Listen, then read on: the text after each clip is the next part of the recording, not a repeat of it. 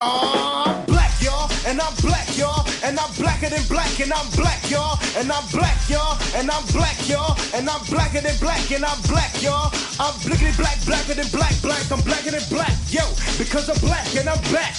Yo, I'm black and I'm black, y'all, and I'm blacker than black, and I'm black, y'all, and I'm black, y'all, and I'm black, y'all, and I'm blacker than black, and I'm black, y'all, and I'm blickety black, black, black, black, I'm black, black, black, black, black, black, black, y'all, and I'm black, y'all. And I'm black, y'all, and I'm blacker than black, cause I'm black. Beautiful night, ain't it? Magical. Damn, you cold.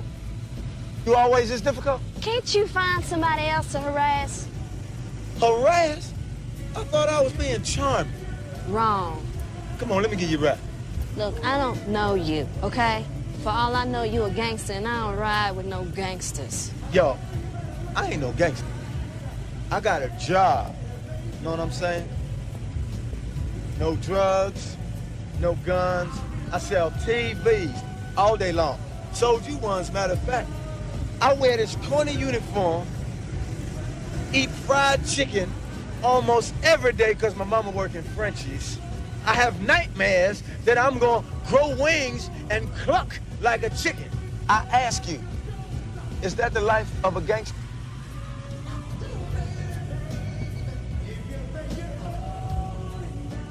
You smile. So?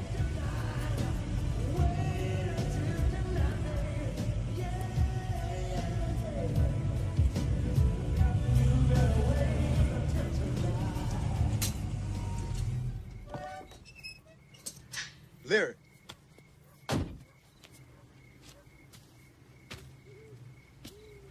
Look, I ain't even gonna ask you on a date. I just want you to hook me up, you know. Tell me where you're gonna be so I can be there too. If you going to the market, I want to be in the same aisle. If you're going to church, I want to be in the back pew. Just want to see you again, that's all. I promise, I won't even talk to you. Just want to see you again.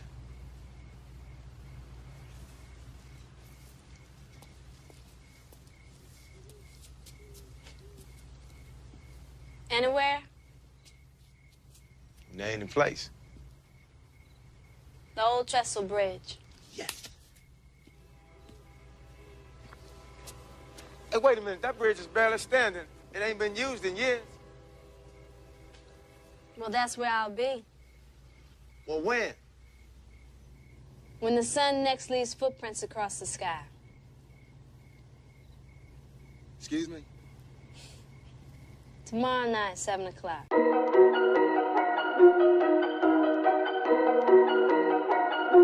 You should know what the group is called. BAM. BAM? Big ass motherfuckers.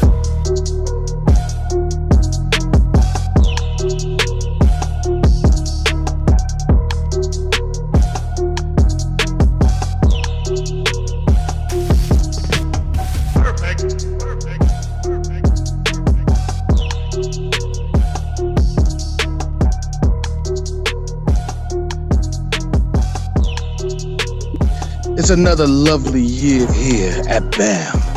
This time, loves take us to a different place, a higher place. Actually, no, it doesn't take us to a higher place. It actually takes us to Texas. But third ward of Texas. Ah, yes, the third ward of Texas. Ah, can't you smell it? Can't you smell it? Nothing but all the runoff from Houston and the runoff from Houston. Oh, shut the fuck up. I'm trying to be sexy for all the women. Yes, ladies, we're doing this for y'all because every year here on BAM, for some damn reason, D never scheduled that shit for Three Black Geeks because he's weird. Fuck y'all. Y'all weren't going to listen to the room. It was Three Black Geeks. Y'all was going to listen to the room because it was BAM. And last year we also did I was about to say what love got to do with it. I don't think we ever did that. No, thin line between love and hate. Yeah, it was thin line between love and hate. Thank you. The one that's trying to talk over here is Chris because Chris don't know the rules of BAM. Shut the fuck up until I don't. I'm never on it. Nigga. I'm like the white guy that actually gets invited to the black cookout. I'm like, I don't know what the fuck. I really don't. That's right. See, so like you know what? No, hold on. So you know what that means? You know what that means, CJ? That means you stand over there. You stand over there awkwardly. You watch everybody playing dice and spades and shit. Meanwhile, you sit back and you look at your plate. You got right there. You got a nice rack of ribs. You got proper potato salad. You have a neck bone because that one aunt said, what you need is some of these neck bones here. And just because we black as hell, about 2 slices of monkey bread. But here's the best part. Here's the best part, Chris.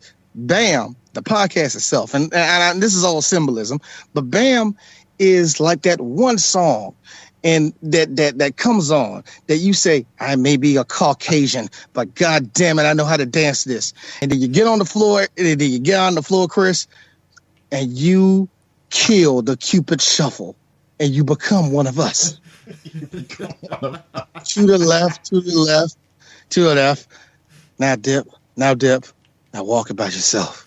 And when you by yourself, that's when all the women, including the young ones, but it's mostly the old ones. Let's just be honest. they all like, ooh, I know he did. But Chris, that's what you are. You are Sherman. Oh God, that's not a good white boy name. Sherman. That's good enough. All right, Chris, you're not Chris today. You're Connor, and Connor.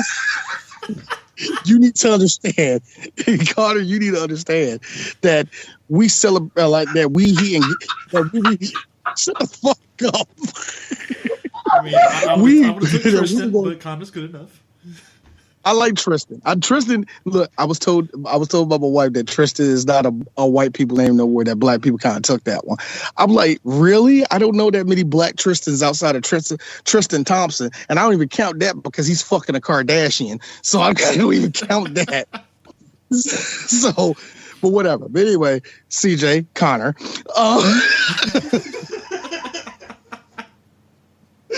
But anyway, this year, everybody, we're doing Jason's lyric. And when I scheduled this, I said, I was telling myself this for years, to DjTsu. When we pick certain movies, we're going to pick them mainly because of one joke or one thing that we know we're going to talk about for hours and all that. We really need to get this off our checklist. Can I be frank, though? I will say this about this movie, right? I think me and D, all three of us have talked about, like, black romantic movies, right? And I think this is the first time there's a movie where both love interests are not being dicks towards one another. There's some genuine, like, oh, they really do like each other. I don't know about that, because last I checked in the room, Johnny was true to black Lisa. Love story, not white love story. Oh, actually, and Chris, you could have got back at me. He's like, last I checked, Lisa fucked Mark. You could have just said that. I could, but then that means but let's be real about this, guys. In the spirit of BAM, that just means I gave a shit about that movie, and I really didn't care about that movie. But Chris, that also goes. He's got a point. Yeah, it's true.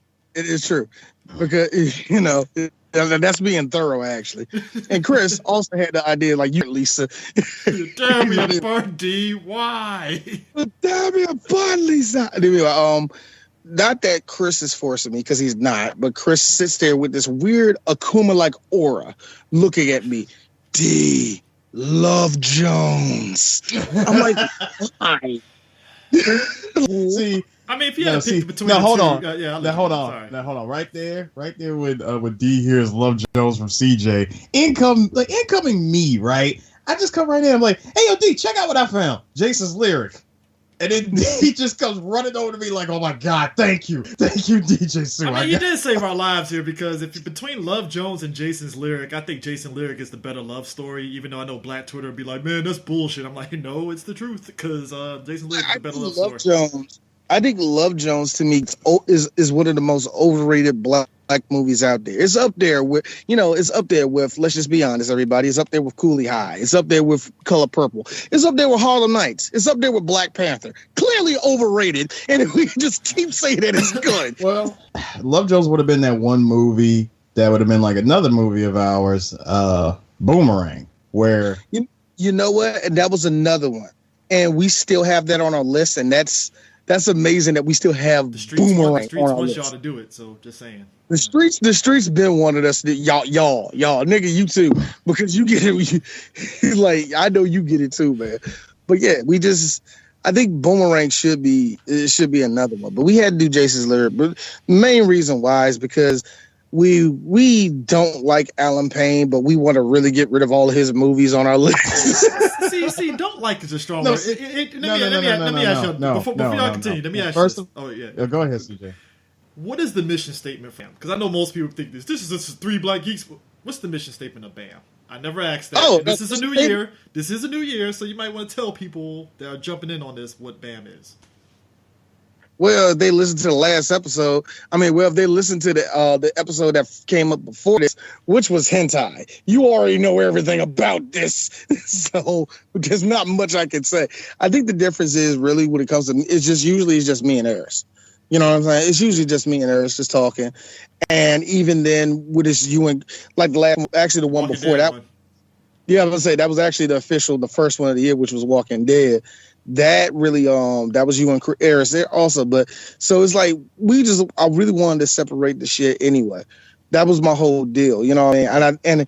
And it had somewhat to do with actually the Mighty Morphin Cast. Oh, okay. It had partially to do with that. And I say partially because at that point we had just the Three Black Geeks podcast at Russell Corner.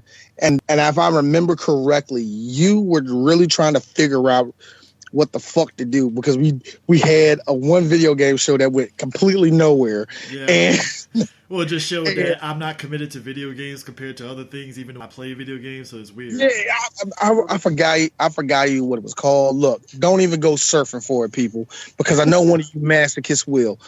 Don't. But you made that, and I was like, God damn it, I really want to do this because Eris at the time was really itching to do just something with just me and him at the time. I was like, you know what, I do too. So that's what really started it all. Okay. And I wanted it to be where because now it's starting to all fucking blend now, but if we're proper or at least we're being diplomatic on the Three Black Geeks podcast, on BAM is a little bit more us. Unhinged. We don't bite our tongue. If you want to, like real talk, if you want to say, nigga, that shit gay as fuck, you can go ahead and say it because if somebody like I was listening to BAM, you was listening to BAM. Don't complain to me about how you feel about what somebody say. If you want to say that girl's a hoe, oh my God, I was into you called her a hoe and hoe. I don't care. So that's pretty much how that goes, man. Like I don't because there's so much PC shit that even the small black podcasters to the big ones got to go through because black people are so passionate. We're passionate about a lot of shit. So when that shit comes up where people want to be like, oh, you got to be in this type of line of thinking, that's my way of telling the popular kids, go ride a dick. Go ride a dick. Me and Eris over here talking about cartoon characters fucking each other. So if you got anything else to sell me, shut the fuck up. You know what I mean? So, but anyway, on to this movie. Eris, I got a question. How familiar were you with mid-90s down south rap? Let's see, mid-90s. This was around the time when hold on, this is what, 94, 95? Yep. 94. Yeah, this was 94. Yeah, this was around that time when they clearly weren't East Coast, like the sound of the sound of was it Midwest Southern rap or whatever, Texas rap as I like to call it. Yeah. It wasn't the West Coast, even though there were often a number of people that did get confused. A lot of them a lot of them would hear it and would be like, "Damn, are they somewhere in like Inglewood or some shit?" Just because it sounded like some shit that came out of the West Coast, but it clearly wasn't. I can say this is around the time when the South was just starting to get its sound. It really was, and it was one of the things I appreciate about this movie. Because Scarface's "I Seen a Man Die" that didn't come out yet, did it? Nah, it did at that point. It did. At that point, it did. Okay.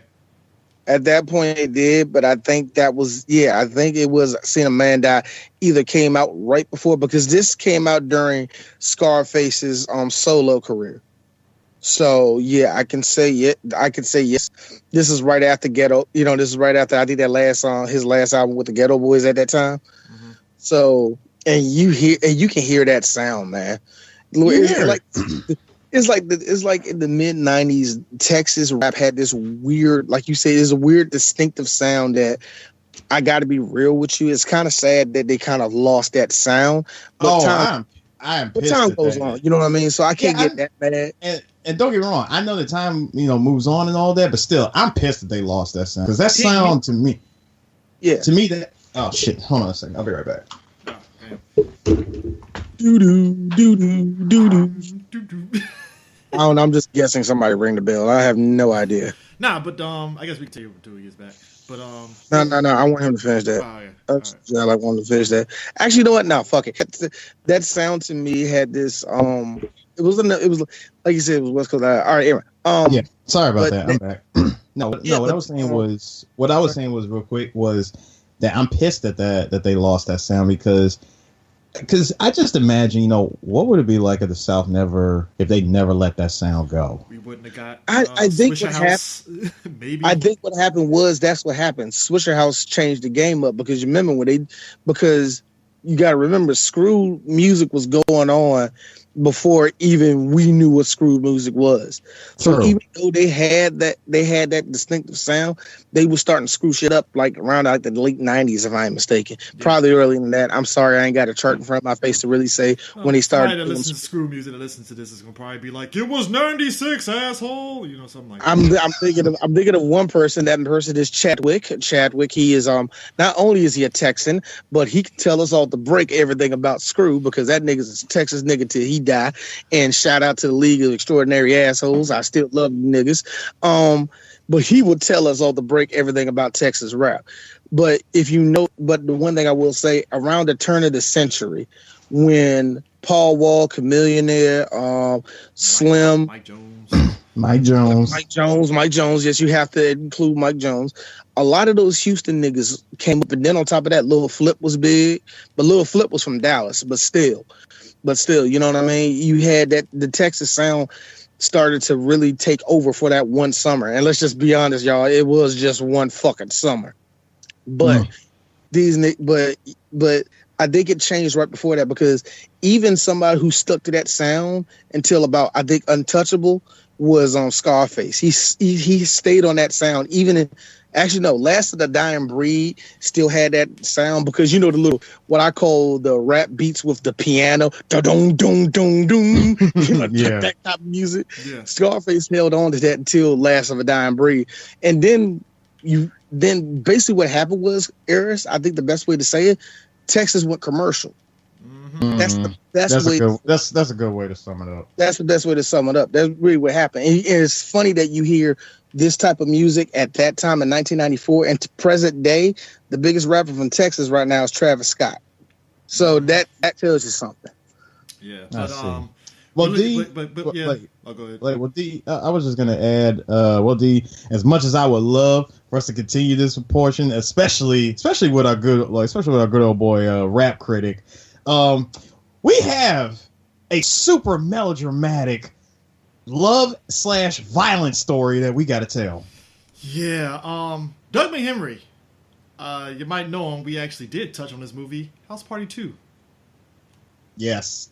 He is a guy that has his hand in a lot of black movies. He did another movie called Kingdom Come. Did y'all ever watch that movie? Kingdom Come, I didn't see that one. I did, but I got to be real with you. Only part I remember was when LL Cool J was going inside of the funeral, and he was like sweating and he was panicking, and he saw his dad pretty much sit up in the fucking casket. Yeah. He was like, "You look right, like you need a drink." Yeah, this is a guy. Why that baby laughs so much? Yeah, this is a man that helped produce a lot of movies that we actually have done. Like I said, he did House Party 2, 3, this movie, New Jack City, Eddie Griffin's Voodoo Child. Thing. Which is it's kind of funny when you see the names that are attached to this movie and you mention those other movies. That's kind of a thin line between love and hate. And he actually was executive producer of an underrated show, Malcolm and Eddie. I like it. I like it, man. No, CJ, you're not alone. I actually like it. Look. I'm not denying that it wasn't funny, but don't hit the word underrated because it lasted how many seasons? Three seasons. That was good enough. Yeah. I mean, hey, look. Hey, I'm pretty sure Malcolm Jamal Warner's like, shit, we got syndication. What the fuck you talking That about? is funny. They didn't get syndication, remember? Because if they did, we'd be seeing that shit for the rest of our lives. That is very true. It's on Bounce TV. Well, I guess that counts. Well, no. See, just because it's on Bounce TV doesn't necessarily mean the show's in syndication. See, for a show to reach syndication, it has to be at a minimum of 100 episodes. Second of all, for Bounce to get it, okay. and for Bounce to get it, that means that they just picked up the rights, the TV rights. I mean, he still gets residuals. I'm pretty sure he does. I don't know, man. I don't know because the only reason I say I don't know because it ain't syndic. See, here's the way syndication works. Eris is absolutely right. All they probably did was just pick up the rights to it. Because if it was syndicated, the way syndication works is that it goes to each city, and every station has to pay that show that amount. Okay. So when people say they're getting syndicated, that's a big deal because that means you're going to so many different cities getting paid different checks for these different companies. A good example was actually I just learned about this. Like remember that whole thing that was going down with Conan O'Brien when with the whole thing with Conan O'Brien and Jay Leno, they kept on mentioning Fox and and oddly enough, Howard Stern said it. He said, like, they keep mentioning Fox. Fox is not going to take Conan. And somebody's like, why not? Because if Conan would go on Fox, they would have to Fox would have to tell all of their different stations around this country, hey, we're playing Conan O'Brien at 11 o'clock. All of them are going to say no because they get good ratings and good advertisement from showing reruns of Friends, The Simpsons, or whatever the hell they're showing at 11 o'clock. There's no way in hell they're going to show Conan at 11 o'clock on Fox. They won't do it. Nobody will accept that. So that shows you that there's actual power in having syndication. Especially if you're on a good station, everybody watches. So when you say they getting residuals, no, they're not. They're not getting the residuals. Now they had that syndication money, nigga. That is real. That's why a lot of people were pissed off when Bill Cosby got his shit taken off a lot of stations. Yeah. Man, how they gonna make their money now? You see what happened with Homeboy working in Whole Foods and shit. It was apparently that residual money was good enough to keep his family afloat while he was acting and while he was doing stage shit. And that's I was like, true. At the same time. But at the same time, let's just be real, y'all. That could have happened to anybody. I know, but that was kind of like it was kind of interesting seeing how much like he got. But we're not talking about that. But anyways, like no, it's kind of funny that you do mention that because, like you said, some people think that it's that simple. It isn't not that simple. Anyway, we got. But anyway, so he did Brothers. He did Two Can Play That Game, and he actually did the last House Party movie that came out tonight. Not bad movie, but it ain't touching OG House Party. They put you that way. But, wait. I'm sorry. What? Yeah, he did House Party Tonight's the Night. It's a decent. It was decent. Wait. Which one was that? That was the one. That was the one that had Kid and Play as cameos. Who was starring in it? The brother from Everybody Hates Chris, and some other white dude. Basically, not like basically the not the one. It was the What it was is it's the one that didn't have Marcus Houston in it. Yeah. No, I know. Thank you. Actually, you know what that actually. I call it the Disney Channel version of House Party and Reggie Hudson. Oh, I know what you're talking about. Yeah, and Kid and Play was in it. So to his credit, he got Kid and Play for that one. Like I said, Chris, yeah. Quit giving out A's for shit like that. I say credit, which means he gets credit. He gets a C. Play the movie. He gets a C. Look, you know who else? Look, hey Chris, if it's like that, you know who else put somebody in a movie that was shitty? Ghostbusters. Don't do that, okay? No, don't do that. Do that move, Chris, because Ghostbusters didn't play that. Hey guys, Ernie Hudson's there. Hey guys, look, Dan Aykroyd's saying a whole lot of Dan Aykroyd. No, you know the difference. Hey, you know the difference, D. You know the difference, D. You know the difference. It's because the House Party didn't sit there and go in your face and says, "Hey, this is Kid and Play from the previous movies." It's like no, they play music execs that it's kind of like they played the part of Chris Tucker's character from 3 a little bit. just not stupid. Tucker wasn't in the third one, was he? Yeah, he was. Yeah, he was. That was actually that dude. That was his movie. No, that was actually Chris Tucker's first movie. Mm-hmm. I don't remember. I know we did it. I know. Speaking of which, I want to listen to it. Go ahead. I don't remember that shit. All right, look. But anyways, the point is, so he's had his hand in a lot of black shit. That's all I was trying to say. So he directed those movies, or what? What did he do? He produced those movies and stuff. He has only really directed like 3 movies total, including this one. This is his last directed movie, honestly. Wow. But he's been on the producing side, so clearly he's just like, hey, I'd rather just do production stuff. There's something to be said about dudes that just do product. When you have people that can do production like that, it's like, hey, black people, let's get us everywhere. I mean, it's kind of like just bring it up again and stuff like Scott Mosier. Scott Mosier, I think he only directed one thing, but he's just been on the production side of stuff. Like, I'd rather just do that. I think the first time Scott Mosier did any directing too was actually like. It wasn't Jay and Silent Bob. I forgot what it was. It was something where he did parts. I think it was Chasing Amy or some bullshit. I don't fucking know. Yeah. But either way, Jason's lyric is actually, when you watch it, it's like, oh, this is actually a pretty enjoyable movie. Huh. I don't know about enjoyable. It's funny. You ever see something on paper all right, you ever see something that is actually very, very good and all the rest of that, you're like, huh. So, guys, do you want to see it again? Nah, I'm good. I'll keep it. It's one of those, I'll keep it in a DVD collection and maybe pop it in if I'm feeling like it. I don't know about that's where it sits with me. But you know me, you see my DVD collection, so there's that. All right, look, let's get into this motherfucker. Very, very, very. Let's just get right to this motherfucker. I don't know. Do y'all guys want to go through the movie, or do y'all just want to talk about certain scenes of the movie? I just want to talk about the highlights and stuff, because the basis is... Actually, hold on. I'm sorry, Connor. Yeah, no. Seriously. Let me let the blacks do this. You know sorry, what? sir. Sorry. Hey, D. You notice I'm quiet, right? Because I'm sitting back here thinking to myself, maybe he's going to catch it. Maybe it's going to hit him. It's going to hit him. You know what? That's what happened. But you know what, Eris? That's what happened with white folk when they get around black people. They start thinking that, hey, we run the joint, and... Colonization kicked in on that one. Sorry about that, guys. Sorry. Look, Chris, I know you're sitting there looking tight, like fuck you, D, but you're gonna have to take some of these jokes. No.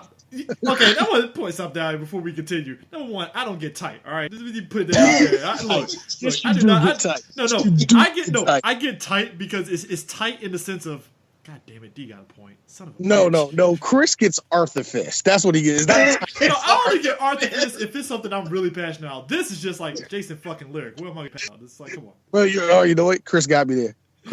Now this is me going on Iron his Man 3. I've been like, fuck you. Oh yeah, this is me going on your opus. Your opus. The opus. I'll get like Skip Bayless. I get like Skip Bayless when they go in on Cowboys and shit. I get tight like fuck you. No, man, I can imagine that like right there. Like I can imagine after I make my very, very eloquent and I got to be honest with you, airtight argument why your movie is trash. I know exactly what you're going to do. You're going to go just like Skip Bayless. Are you finished? Can I talk now? I'll also just add in, and I'll actually pull the QBR rating for Iron Man 3 just to take my case. Exactly, you would say some shit like Dwayne, I don't want to understand. So, you calling by my whole name? Yes, I'm calling you by your government. How can you say something that was made by Stanley Lee was bad? Oh, come on, don't you bring it? I will bring it up, sir. If you would read D, and you read it, right? Yes, I read The Extremist. Yes, I have. If you would read page 4, then get out of here. Get out. No, if you read page 4, Dwayne, you will break down numbers and shit. It'll be that. And Chris, let's just be real, Chris. You will give me one useless stat, and even you can agree. You will bring this up, and it's a useless stat. Chris, why did Shield not stop none of this? Well, first off, D, Shield was busy. Neil deGrasse Tyson, your Wait a minute, y'all. Thought we was here to talk about Alan Payne's ass. Yes, we were. Oh, yes, we are. Speaking of which, that's the first person we got to talk about. How did y'all like Alan Payne's acting in this movie? Because that, to me, was the weakest in the movie. Because the movie, there was moments where I I got to be real. When that one part when he was talking about how he accidentally killed his dad, and he was telling that to Jada, I got to be real with you. I kind of felt that. It was like, this is good acting from Alan Payne, like legit. It's really nice. He did not tell you. Did not tell you. Did not tell you in the chat. I said, now you want to see some genuine acting. Wait until after he beat the shit out of Tretch. Which tells you that he went to go see Lyric, and he told what happened. Which tells you, people, as the resident white guy of this podcast, this is a work of science fiction, because there's no way Alan Payne could beat the shit out of Tretch. There's no way that light-skinned Justice can beat out down with OPP. That does not happen. That does not happen. Not in this world, man. Anyway, but Alan Payne to me in this movie, I feel like this besides G Money is his best known work, and I kind of feel bad. That makes sense. I kind of feel bad for him. Why? I don't know why, because it feels like even though Alan Payne's that strong of an actor, and I don't think his phone should be ringing a lot for acting, I feel as that though he should be respected more. I don't know. It's apparently feels as though he's deserving of it, I guess. So, there's that. At least he can say that he had a show with Tyler Perry, and that Tyler Perry gave him money. So you know what? Fuck all of y'all. He got his bank. Now, Eris, I got one good question for you, because let's talk about what makes Bam Bam. Did you see them titties on Nicole Carson? I mean, I hate to be that guy, but I believe this is like the third time we've talked about Lisa Nicole Carson's titties. Shouldn't that be third time's the charm? We never talked about her. Life. We talked about them titties on Life, sir. I remember. Eris, I'm sorry. This white guy is telling me that we talked about titties on Life. Did we? Eris? Oh, no. Oh, God. Eris fell off, did he? I don't think so. Oh, no, he muted his shit, nigga. No. I mean, look, I'm sorry. I had to go get my drink. I'm sorry. Sir, I need to speak to my manager here, all right? You guys, clearly you don't care. All right. Eris, I got to ask you the question again, all right? Let's just go right ahead. All right, Eric. All right, look. Before we talk any more about Alan Payne, I just got to be real. DjTsu, did you see them titties on Lisa Nicole Carson? That's all. That's really all I got for that. It's just like I told Angie. I was watching this movie. I watched part of it with my wife. I was like, all right, Angie, you want to hear your brother-in-law? Yes, I do. All of a sudden, I take a side of them titties. For the record, this is vintage fucking Eddie Griffin, by the way. So at this point, it's just like, that's par for the course. Eddie Griffin, y'all. Hey, it's Eddie. It's good Eddie Griffin when he has a perm in his head. I don't give a fuck what they went deep south with that perm, by the way. I got uncles back then that had perms. Now, here's the funny thing. You saying deep south. Don't blame that on the South. Eddie Griffin's a nigga from St. Louis, so you know he sat there. He said, I'm going to grow this shit. No, he's from Kansas City. I'm going to grow this thing out. Grits and gravy, Kansas City, Kansas. Grits and gravy. that nigga showed up. Lisa Nicole Carson to be in this movie. She played every hoe that got the nerve to have poetry nailed to her wall. You know what? She reminded me. Like two chicks like that, dog. Don't fake. I'll tell you one chick that we already know. Fucking Pepper from Salt and Pepper. No, first of all, let me add something real quick. To all of that. First of all, she was rocking them damn braids. Oh yeah, which by the way, Dee's gonna say it for you. I'm a country as fuck. She was rocking the hell out of them braids. Hold on. Them braids, them nails, and finally, she said it best in the movie. The bigger the titty, the bigger the titty. Hey. No, she said bigger the titty, bigger the titty, the bigger the tip. And I said this: you work at a chicken shack in middle of Galveston. you ain't getting no tips except Tretch's dick. The greatest chicken place, apparently, because nobody else is beating them out. No Popeyes, no nothing. I mean, ain't no Popeyes, ain't KFC down there, ain't church. That is very true. That is very true, which made me ask the question, what part, like how deep in the third ward of Houston, Texas are there that none of them motherfuckers wouldn't even touch that place? I don't know, man. That's the third. You gotta think that's the hood. That's their 8 Mile. So that's their southeast. So you gotta understand that you're not going to get quality places, especially in the mid 90s. The mid 90s. In other words, franchise don't touch the hood. Man, white people were so scared of the hood in the 90s. Like, I don't know, there's drug dealers everywhere. You know what? You know, I'm actually surprised. And no, not even surprised. I'm actually glad that they didn't do this. They didn't do that shit like they did in Menace to Society, where you have the awkwardly placed white guy in a super hood movie. First off, that was the awkward guy that was getting a car for Mr. Clifton Powell. So that was the only reason why it was random. To be fair, Still. Yeah. Still. Was We it didn't have needed? nobody. Was it like no, seriously, still. Was it needed? Yeah. No. You're right. No, there wasn't. And I think I will give the movie that too. You know, there wasn't a lot of that. It was just like you stayed focused on the hood and nothing else when it came to all that, you know. But speaking of the hood and all the dangers in it, there is a danger called Bokeem Woodbine. And oh my God, he's acting today. Okay. Yeah, he's acting today, but now hold on. You say that there's a danger. I'll tell you what the real danger of this movie was. Now, a lot of people might not have noticed it, but I've noticed it. The real danger was everybody's Texas accent, their Southern accent started out pretty strong, but by midway through the movie, it started to get a little weak. Midway, all right, you're being nice. Allen's floated so much, and Jada's was weird because Jada would be talking like regular Jada Pitt from Baltimore. Then all of a sudden, I looked out on the field. Where that twang come from, bitch? I know, right? No, okay. Bokeem Woodbine didn't have. Bokeem, I will say this. Bokeem was Bokeem. There was no accent whatsoever. There wasn't an accent there, but he was believable that he was from Texas, man. I don't know why. Yeah, Bokeem didn't have no accent. Was believable. Bokeem was believable, but let me give you this. Let me give you this one. See, with Allen, and this is why I love Allen. As much as people might think that we hate Allen Payne. No, I don't hate Allen Payne. Allen Payne is just my favorite person to shit on.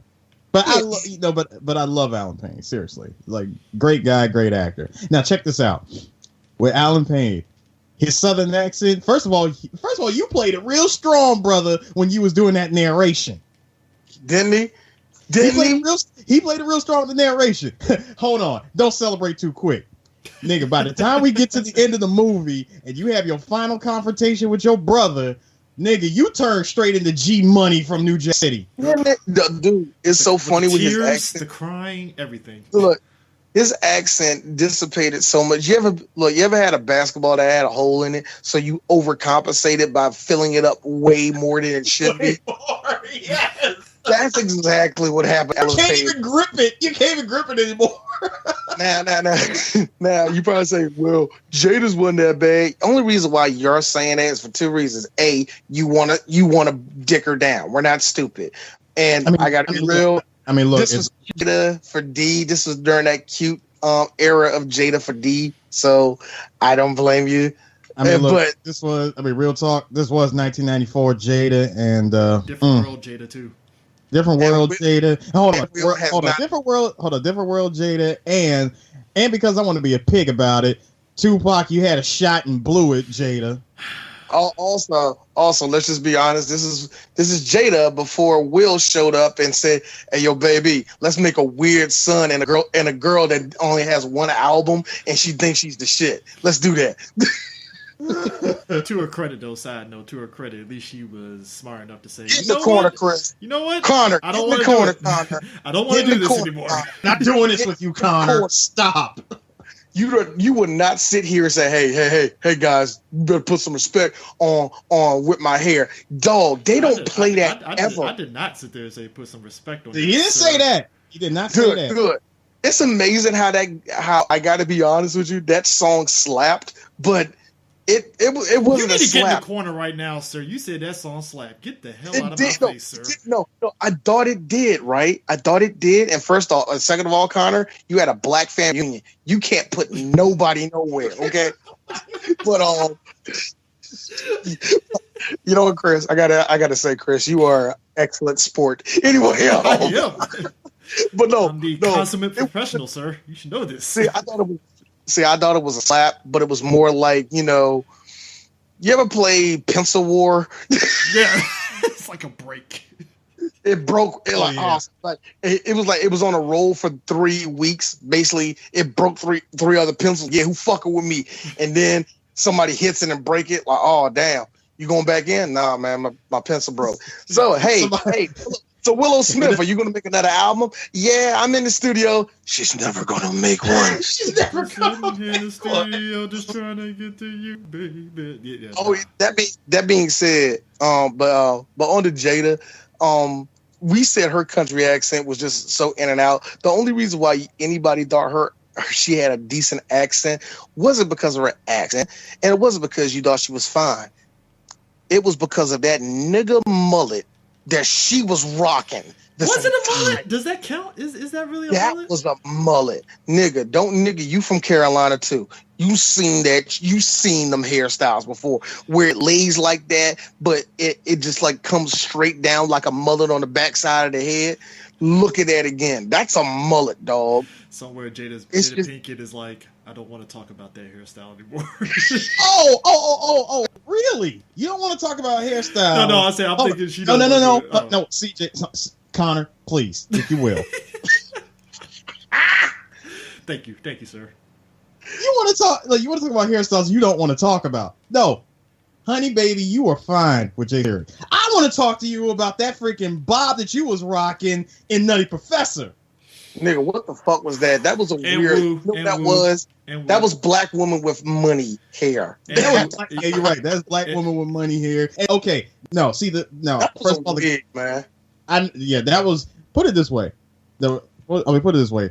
That cut that she rocked in Nutty Professor, that looked more of a wig than what she was rocking in Woo. I know, right? Oh my God! Speaking of which, I'm just gonna throw it out there.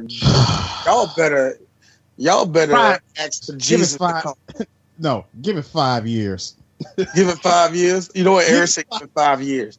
Dee personally said, "Wait till God cracks the sky and Armageddon starts. Then that might be a good time." You know what? Hey guys, a special 3 Black Geeks episode. Woo! Hope one or two people are listening before God comes down and strike us down. He's like this. Like, so DjTsu, what did you think about the movie? We go live to DjTsu in Japan. Pestilence everywhere. Flies. Why? Why are they flying in my mouth? So did you like that part where your boy, they're in my eye? They're in my eye. Like the love of God, why did Kratos kill Hermes? Thank you, Harris. look over here, like, huh? And Chris, huh? That's interesting. Dee, what about you? I don't know, Chris, but right now there's poison.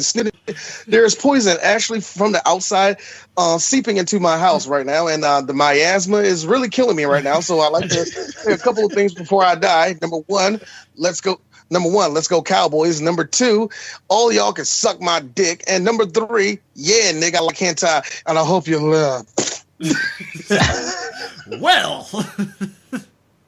Well, so it's 3 Black Geeks. So it's 3 Black Geeks showing just me. See, unlike Dee and Harris, my black ass got a fallout shelter. I think they're all right until Jesus Christ comes. And I also got the cross around my chest, so I think I'm good for a couple of days. And yeah. Look. Oh, hey Chris. Here's the best part about it. Now it's time for me to start the show I always wanted to talk about. I am going to sit down and say all of the lines that have been in all 7 Yakuza games. By the time all of this is over and I did my analysis and all that, God will say, all right, come out now and everything will be fine. Trust me, it's going to take about 10 years. Opening, Japan.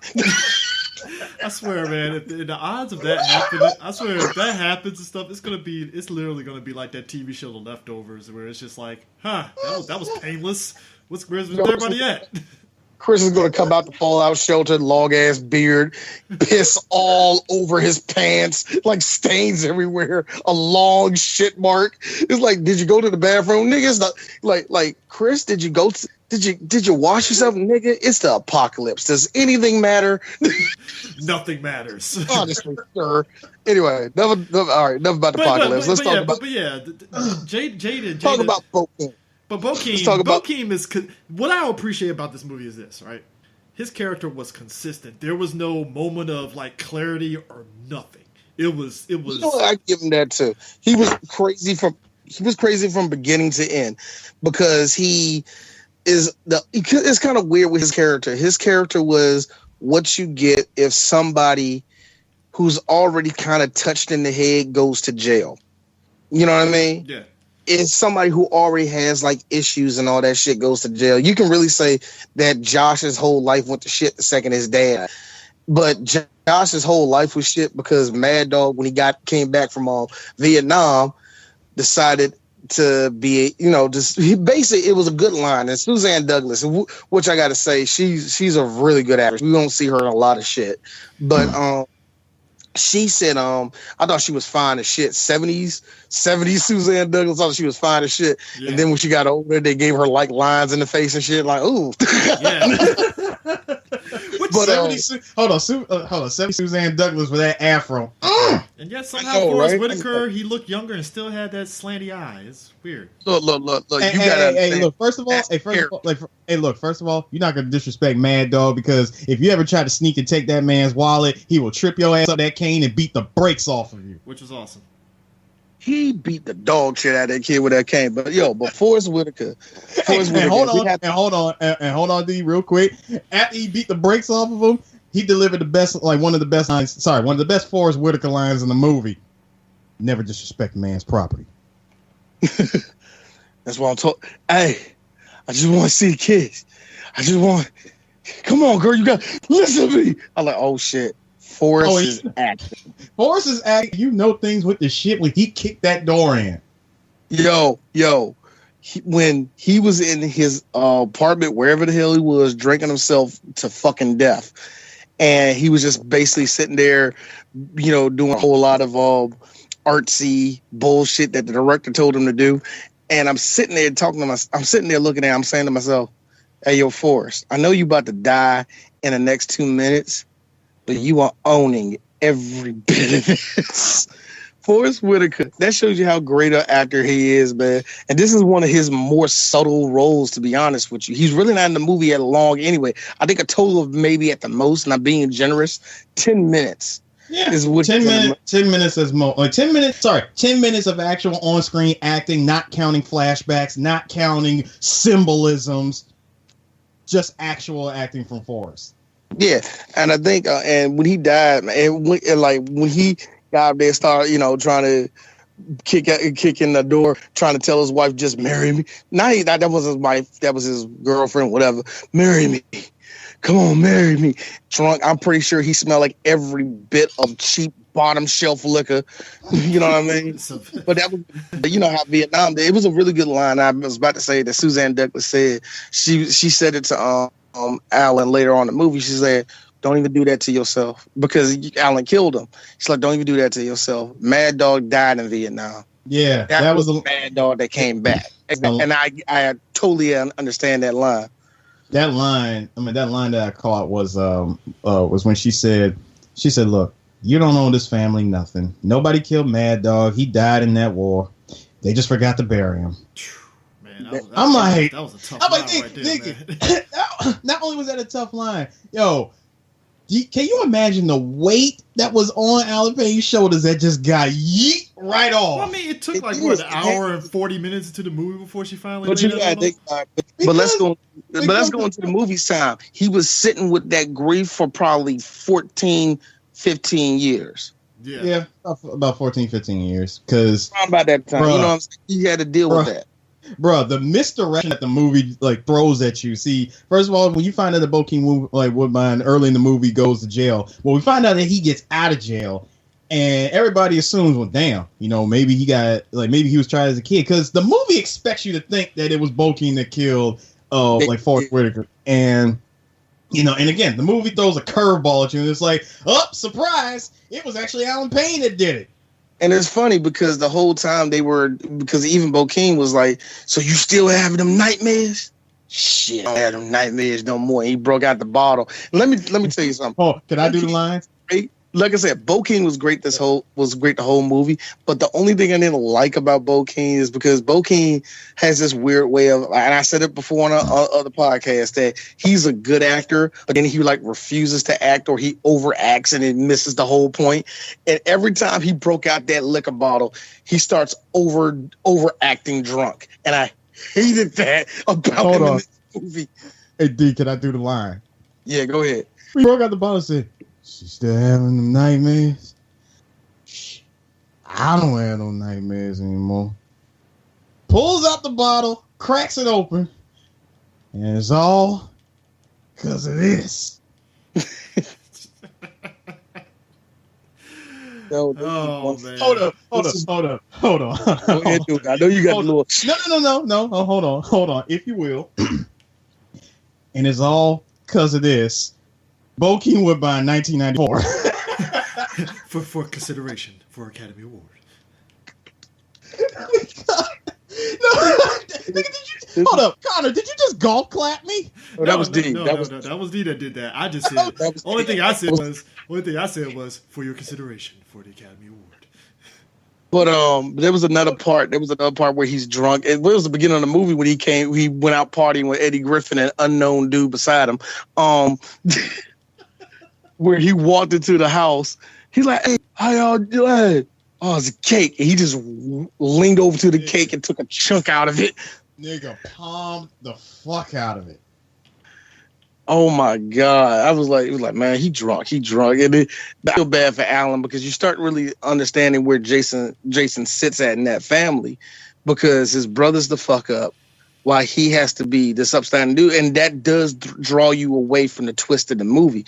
And here's the funny thing. I really feel that there's going to be an asshole or somebody who just doesn't want to like this movie that's going to be sitting there like, you see it coming the whole time. No. You kind of didn't see that twist coming in this movie. Nah, you didn't. Where he was the one that actually killed his dad. Man, it makes more sense when you're like, yeah, from hindsight, yeah, it makes more sense. Why is he having these nightmares if his brother did this thing?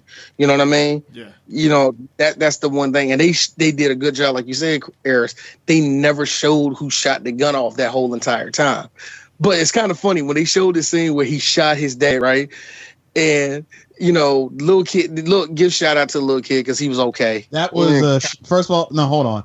That was Nickelodeon 4-point star Sean Hutchison. 4-point star. Yeah, what? there was a TV movie on Nickelodeon starring. Well, sorry, Shaquille O'Neal did the narration for it, and it starred old girl from the WNBA. She played the head coach. Sean Hutchison was the kid who was supposed to be Mr. I got Mr. Magic Hands. I'm supposed to be the light-skinned Larry Bird, and before Steve Nash, this nigga was dropping buckets of 3-points like there was no tomorrow. And then he did this one super half-court shot at the end of the film, and everybody was like, yo, that should have been 4 points, given the movie's title. Oh. Jesus. Oh, and Clifton Powell actually played his dad in the movie, too. You gotta make that shots, boy. Actually, no. You know the good thing about Clifton Powell in that movie? Clifton Powell was not Clifton Powelling throughout that whole movie. I loved how that's a thing with us, Clifton Powell. I mean, look, if you watch Black Lightning, folks, like even Clifton Powell gets Clifton Powell at some point. So But he didn't. He didn't. He played the dad role like real straight. But yeah, anyone in anybody over the age of 30 that listens to this podcast, you know what movie I'm talking about. It was a TV only movie from Nickelodeon. But the part that what really made me laugh though was the fact that after he shot that, mom and dad crying, Josh is behind him like, took you long enough to shoot that nigga, and with tears in his eyes, took you long enough to shoot that nigga. All of a sudden, you see him slowly hit the wall, and he drops the gun. When he dropped the gun, here's me. Pow! Shot somebody in the foot. What?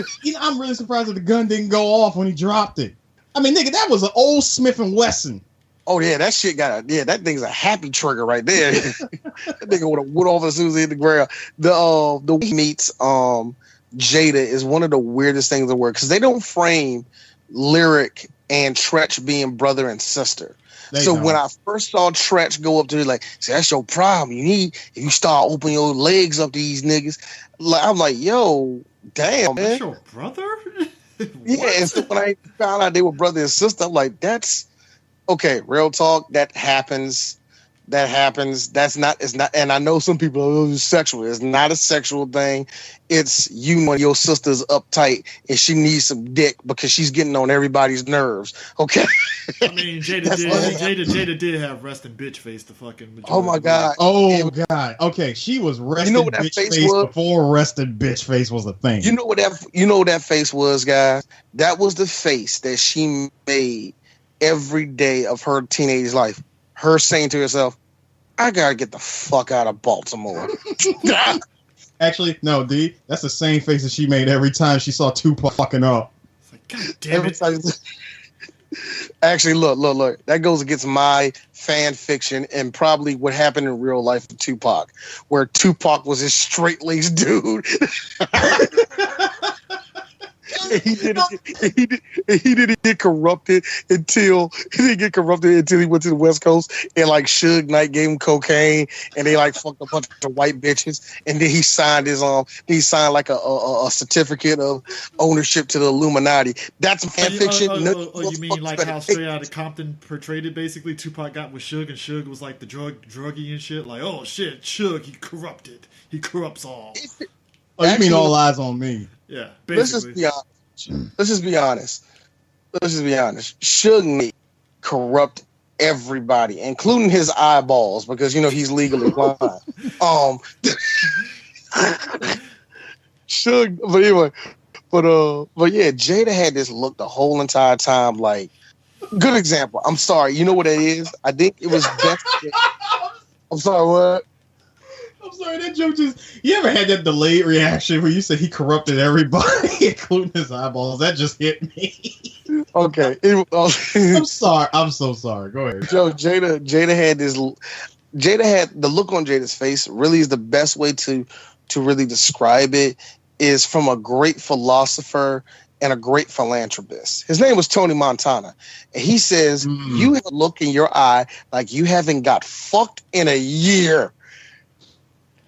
That's the way she looked the entire movie. I mean, to her credit, though, what was funny about it is like the fact that like she had right proper reasons because at one point in the movie she really is just like, hey, look, I do not want to get involved with any guy that's a thug or whatever because I already know what the end result could possibly be, and it's just not happening. I feel it's gonna be a sad note here. Which, okay, fine. To your credit, that's cool. Still, it's but at the same time, she does have a point, and just like you have a point, CJ, there is definitely a point to that because after he confessed after Jason confessed what happened, and she had that look like, oh shit, like this is like that's real up, but at the same time, Jason, it's not your fault. It's really not your fault. Look, I understand that you got your family and all.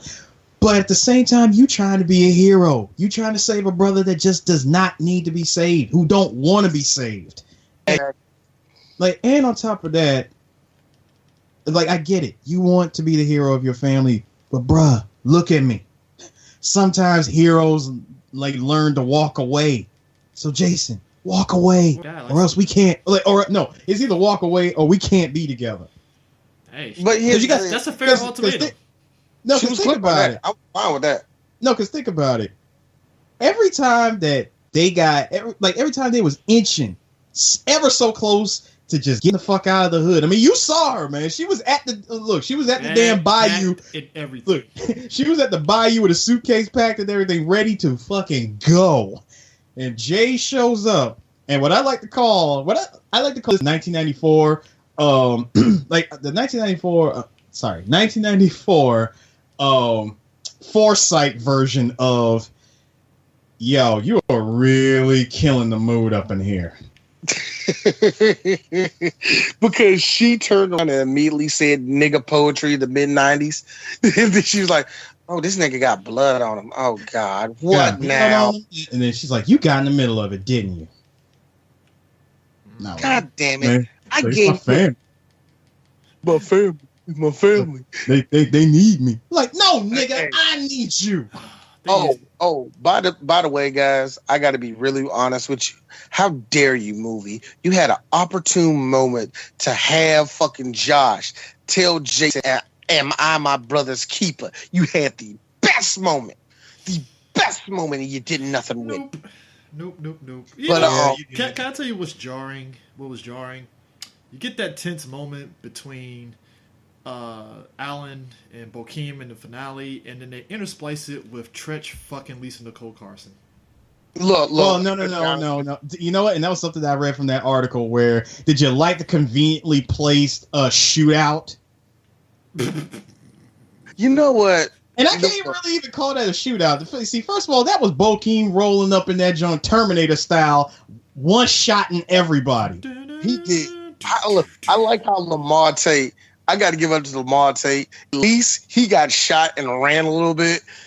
But I'm sorry, the award for fucking Genius of the Year goes to Lyric. Lyric, instead of running away, right here.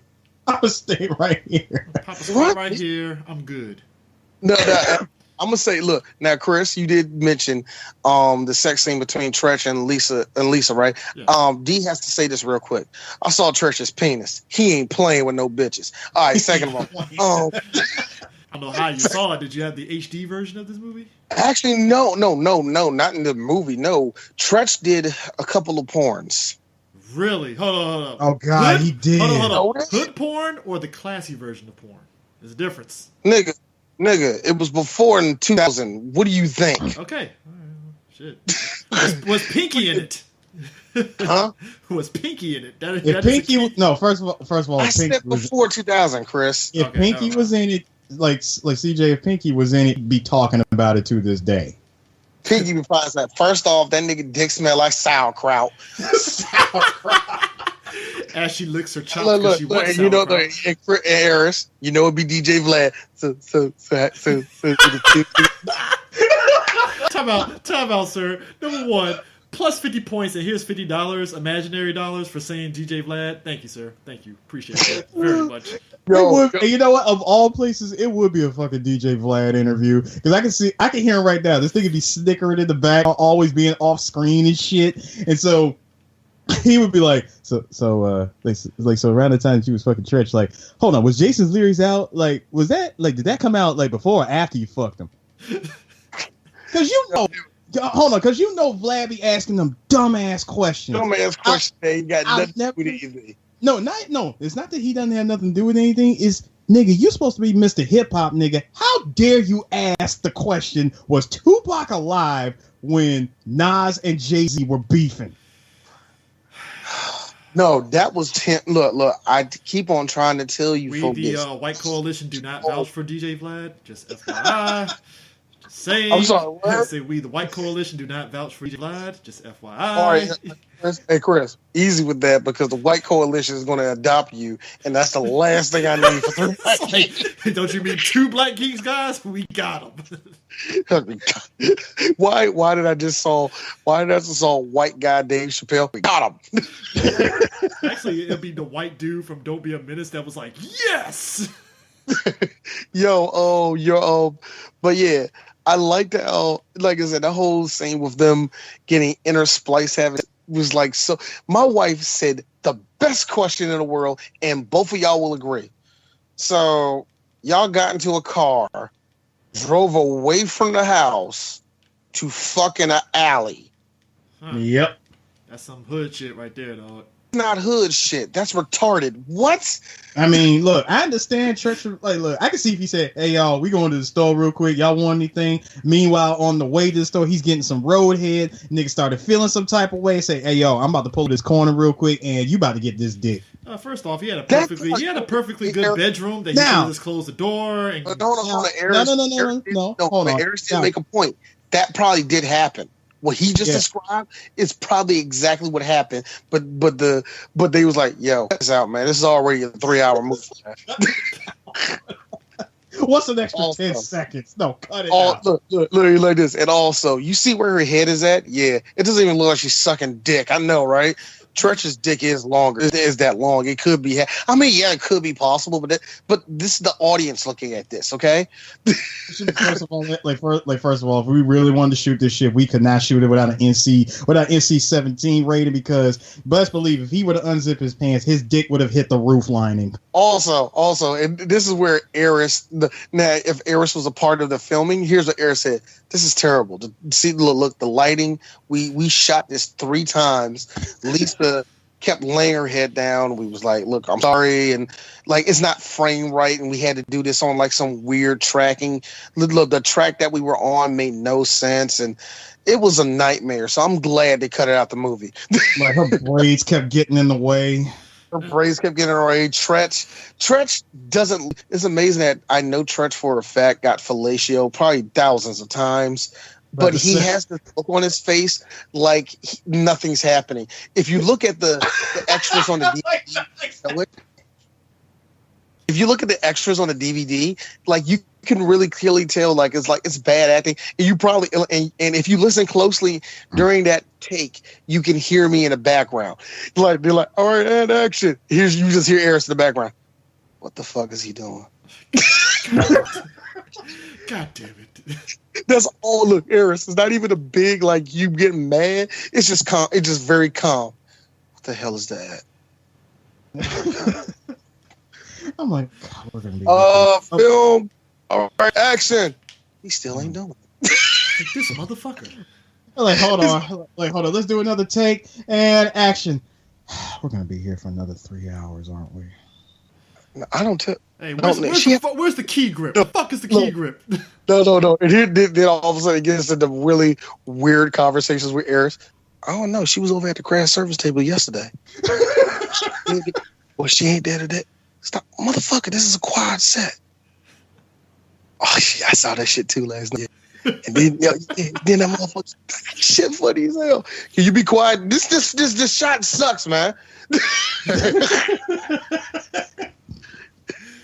I'm like, you know what? This is like, look, honestly, just B-roll at this point. B-roll, I'm not even gonna use. And like Lisa, like, look, everybody don't like it. Lisa, do you like it? I really don't like it. Like, I'm just been laying down here. Like, y'all even need me here? Y'all even need me here? Trust you all right? I'm fine, man. I'm fine, man. Like, look, she keep playing with me. I'm my real dick in the mouth. Everybody laughing, and Lisa got this little and everybody's laughing. And before everybody says, like, why do y'all make a joke like that? It's 1994. This is way before the Me Too movement. Calm your teeth. Anyway. Oh, yeah. Speaking of titties, oh, yo, but that made no sense. Like I said, that made no sense. They pulled over the fuck. Now, yes, that has all happened to us maybe once or twice in all our lives. But you know what never happened to none of us? You know what never happened to none of us? None of us said, hey, let's go to the swampland, have a good old time, and I'm going to bang my girlfriend in the middle of the fucking dirt in the swampland.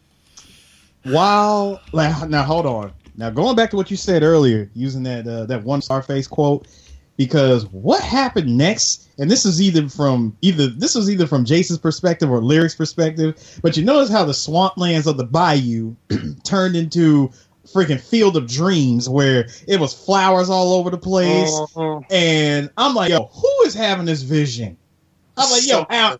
I was like, Alan, who's seeing this, you or her? I got a question. Go ahead. You ain't lying about that. I like this. Like the whole sex scene is. I got to be real. The sex is classy. Come on, Eris. I believe this scene way more than the scene that was in Skyscraper between Anna Nicole and her. Oh God, that nigga still had his jeans on. Still had his jeans on. No, man. The best part about it. No, part about this whole sex scene is like the beginning of the sex scene. You see Jada going on this nigga's finger, like she's like giving this nigga finger head and shit. I'm like, all right, Jada, I see what that mouth do. And then the next thing, and I did go to the next part, right? And you see like Alan Payne licking on her titties. Now, if you look at, you don't see Jada's head. All you see is her mouth. her mouth has this look like, okay, can we hurry this take up? You're talking Jada, right? We did the same take 4 times. I do not like this man sucking on my breasts. Can we hurry it up? You're talking Jada, right? Yeah. Okay, so my thing is this. You are 100% right in the aspect of they do indeed go classy with it.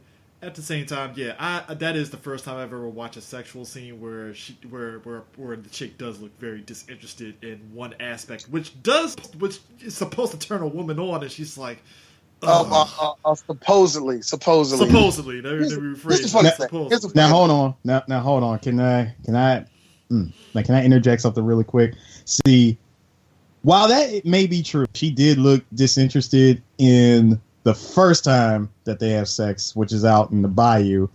How about the second time where she came in the middle of a rainstorm into the TV repair shop where he just happened to be working when the place is closed? First of all, Lyric, how did you know that he was there? Second of all, Alan, what the hell are you doing there after hours? Third of all, as much as this sex scene just went from, hey, this is classy, this is beautiful, to y'all just straight up fucking at this point. The second time it was definitely just fucking. That's the second time it was definitely just fucking. But hey, yo, I don't want to give too much credit to Jada because let's just be real, that was a stunt ass that was used. Don't ruin the dream. That felt like a stunt ass. Actually, Eris, knowing you, I'm so shocked you didn't ask this very important question. The fuck's up with the lighting? No. See, I wasn't even going to question the lighting on that one because I felt like, okay, the lights is dim as hell. It is in the middle of the third ward, and it is also in the middle of the and it's also in the middle of a rainstorm. So you know what? I don't have a problem with the lighting on this. If anything, I felt that scene was all right. Now, hold on. The best part about that scene, though, Jada get pinned up against a register. You gonna give me this pussy if you don't. Now you want to know what that was? First of all, the minute she got pinned on the register and Alan's just slamming it to her, I'm looking at it like this, yo. First of all, that ain't Jason dick, that ain't G Money dick, that is straight up nightmare dick that he is giving her. You ain't lying. Alan Payne had one of them nightmares. It was like, yo, I need to fuck nightmare out of my system. She just happened to come in from the rain all wet and shit, and he's like, oh, yes. I was going to jerk off. That was the end of it. That was gonna be the end of it. Nah. Hold up. You getting round 2 today. No. Your foot right there, and I got the other leg. That's all you need to do. If you don't get me this, my brother keep on getting in trouble because this dumb ass nigga won't get a job. I'm sorry. I know we said that Bobby Brown smashed smashed Janet's cheeks to smithereens, but yo, Jada. That's second time. Yeah. Second time. I was more distracted. Oh, go ahead. That was emotional, but I was, and you know what kills all of it, Eris? Do you know what kills all of this? Sex scene over. Hairy ass. Alan Payne, look. Now, hold on. That was my favorite shots was after the sex scene. First of all, they was laying on the couch or whatever. And my man was on the couch. Jay, he's laying on top of Lyric, and she just stroking that nigga's curly ass head, talking about, yo, well, I'm about to go to sleep. Here's Jay. Stay with me. She looking around like, in here? Yeah, I just want to sleep somewhere where I don't have no nightmares. Aw, you cure his nightmares. You're going to have to deal with that for the rest of your time with this nigga. Now, hold on. because I'm messy like that, I said, yo, what if they had slept? Because first of all, these two had a real good fuck session, and it had to be about 2-3 o'clock in the morning when this happened. So, let's just say they slept there, overslept. Nigga, the next morning, that boss gonna come here like, yo, what the hell? Can I point out something here? Rolls on the floor. Well, people don't understand, so... The thing, the catalyst for it, he's going to run away with Lyric. They're gonna leave that area too. He also has a job in Dallas, Texas, which you're like, all right, cool, dope. that pays $20,000 a year. You know what? I sat and thought of that. I'm like, it was 1994. Was that big money back then? That was decent money. I mean, no, because think about it. Also think about this. Back in 1994, you had a government job and you roll in as a GS5, you making like $35 a year. Nigga, money. See, that's what I'm saying. Yeah. I'm thinking in terms of now, where it's like you making $35, nigga. You are like working poor, maybe. Now hold on. No, you're not, nigga. I'm the working poor. So shut the fuck up. But what's 35? I wish I had that. What's 5 at though? Where is that? Is that like lower middle class, basically? What is 35? What is in 1994 money? Well, I'm talking about now. I know now. Oh, now? Is like 35 is what you consider. 35 is what you call a good entry level job, meaning that you can afford. A good starting point. You can afford shit. Anything else out that is regular hourly wages. You know what I mean? Okay. Anything ever that is hourly wage. Look at this nigga. Look at Connor over there. Got a good job and shit. Act like he forgot. My white privilege, pretty much. You know. No, but no, seriously. And I remember that was the news that he was going to try to that he wanted to tell his mom, like, yo, I got me a good ass job out in Dallas. They want to hire me out in Dallas. We talking $20,000 a year. So he gonna make $20,000 a year for a job out in Dallas, which would have been nice. My man was happy as hell about to go tell his mom. And then before we get that, we need the perfect transition / interlude of my man, the homeless preacher who gave us the shit song. Yo, y'all want to do the shit song? I don't even want to do it. I would rather just let the audio do it because me doing it would give it no justice. We need to just play. I need to just play the audio clip for that because seriously, as much as because I'm in the theater when I saw this, everybody in the theater was laughing their ass off. I was laughing at it. Oh, you saw this in the theater? I did. Wow. I didn't even see it in theaters. I didn't see it until it hit cable. Yeah, I saw it in theaters. And just hearing him just do that shit, because he did it twice. He did it the moment before Jay and Larry fucked at the TV shop, and then he did it earlier in the movie when that was supposed to be the transition of, hey, you know what's about to happen here, because I'm singing a song about shit and how shit can get into your system and fuck everything up. So it just makes you wonder, okay, what is this? What is he setting us up for? Sets us up, Jay coming home, happy as hell, about to tell his mom about this awesome job he's about to make, and we see when we see disappointed mom, y'all already know what disappointed mom face looks like. Mm-hmm. She's sitting on the swing, she's sitting on the swing of the damn porch of that house, looking off into the distance, like with a cigarette in the mouth. With a cigarette. No, she put it out first. The moment Jay showed up, put that shit out, and she goes, for 7 years, I worked my ass off. I worked real hard. I was I was a manager of at least 10, 15 people. 7 years. And in 7 years of my life, my register never came up short. Not once. And in 2 days, my son threw away my 7 years for $10. I gotta say one thing. What type of fucking petty ass job you worked at? Seriously? $10? You could put $10 back in that register? They fired you? God damn. That must be a white run fucking place, by the way. I'm assuming. And the thing was, like, whatever that job she had, nigga, it's the fact that you see what really makes it bad is, first of all, the shit was on your watch. Second of all, it was your son that of all people that did it. See, she probably wouldn't have gotten that much. I don't think she would have been fired if it wasn't, if it was anybody else. But the fact that it was her son and they found out it was him that did it, you got to go. Yeah, you've been clean with us. You've been straight with us for 7 straight years. But nah. See, you vouched for this nigga. And I'm sorry, we professional over here. You got to go. Man, that is fucked up though, man. It is. And the thing that was a running thing with Josh the whole movie. He was a fuck up. He's a fuck up. He didn't want to do nothing. He didn't want to make nothing out of himself. And pretty much, and she said it at the end of the movie, like, I knew the ghost of Bad Dog was going to show up again. It was happening to my own son. Here's me. Oh. But Mom, I gotta be real with you. This is like the only criticism I really give the movie.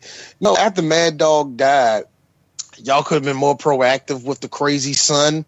Maybe he would have turned into this. I mean, but you know, how do you know that during those 10 to 15 years that they did, maybe they did try? Because let's think about this for a second. See, everybody in the family knows that Josh is definitely a fuck up. Like, he's a dude that's gonna be, his life is gonna end bad no matter what. And he's just one of those guys that you just can't help, no matter how hard you try. And you heard her say it. She said, look, I'd have thrown his ass to the streets if it wasn't for you living in my house. And that's the main thing that get me. And that's the main thing that get me, because this motherfucker kept getting second chance after second chance after second chance. Because not only we see it in that short time in the movie where this nigga's getting second chances. There's one, it is the part in the movie that is just the most science fiction to me. Even because it goes into set it off territory. They go for a bank heist. Trent tells this nigga. It goes 0 to 100, just whiplash. Like, what? This nigga tells him first off, he already acting crazy the first time he meets him. He's like, nah, nigga, I need a crazy motherfucker like you. So yeah, all right, you want to know the truth, everybody? You know who had the best accent in this whole movie? Tretch. Tretch actually stayed country the whole entire time. You can question which country accent he was using, which is fine. I'm fine with that. But at least he stuck with it the entire movie. I will give him that. But anyway, he already knew this nigga was crazy from the get-go. He was like, all right, fuck it, whatever. So they sitting there setting up the plan, right? He said, that's all he's like, so you do this, bing, bam, boom, we be good. Here come Bo King. Yeah, I don't know about all that, man. You know that? No, and how about the fact that he like, bruh, like, there was that, and then the fact that he broke out that big ass 40, started drinking that shit, and Tretch, which I love Tretch in this movie. Nigga, didn't I tell you to put that shit down? And here's Lamar Tate, right? Hard head.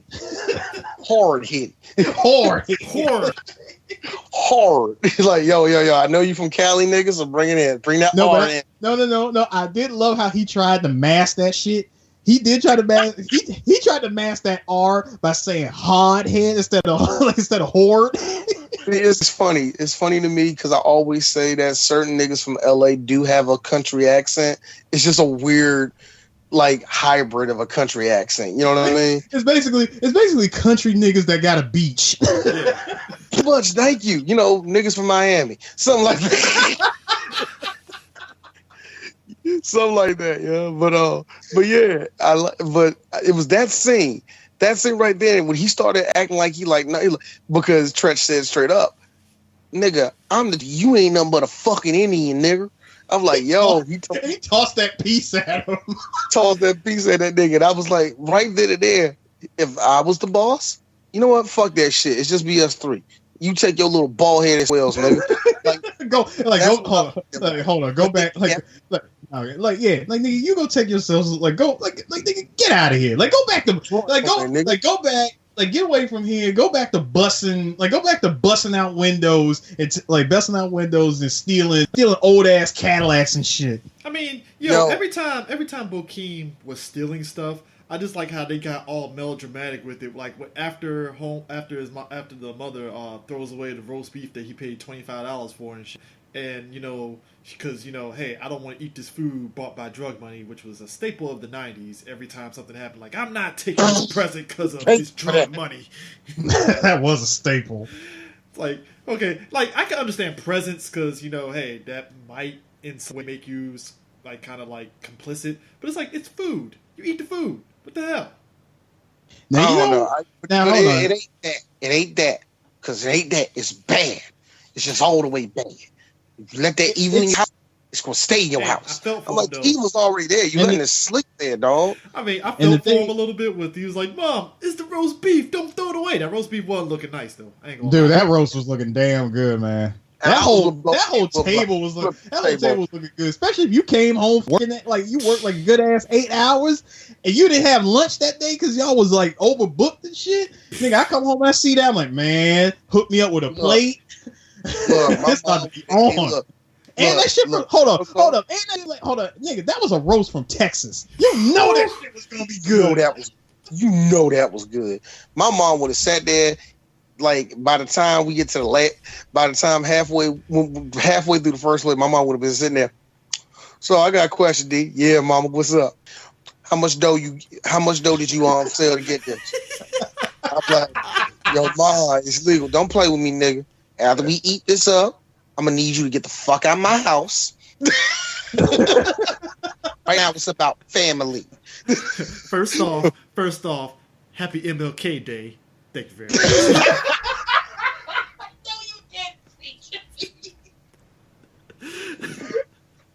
Happy MLK Day. Let me start off with that. I hate you so much. I hate you so much for that shit. But here's the thing.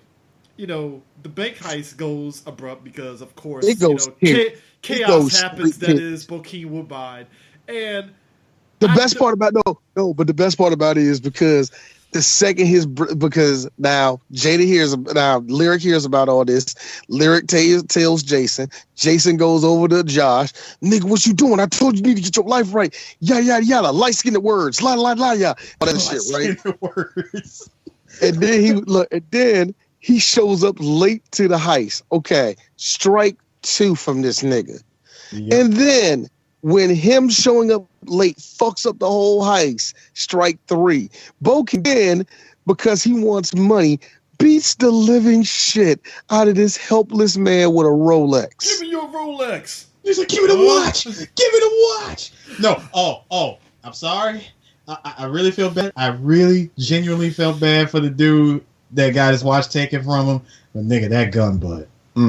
That gun butt. I was going to ask you about that gun butt. Hold on. Actually, we got a twofer. First of all, he pistol whipped him the first time. And the second time he said, give me the watch, gun butt. Give me the watch, Scott.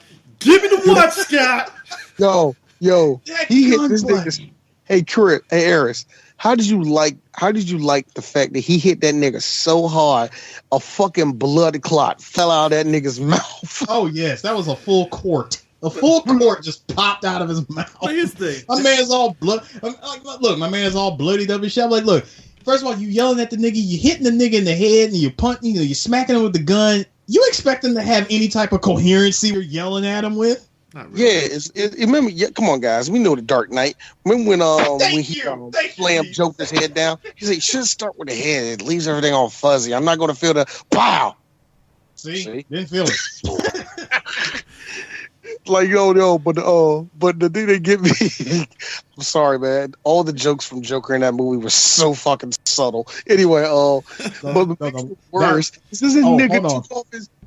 Huh? No, yeah, you're right. He got his mask taken off, but he smacked him, took the watch, put it on, had enough time to put the watch on and everything. He goes up to the door and said, "Now, if anybody asks, you tell Jesse James robbed this motherfucker."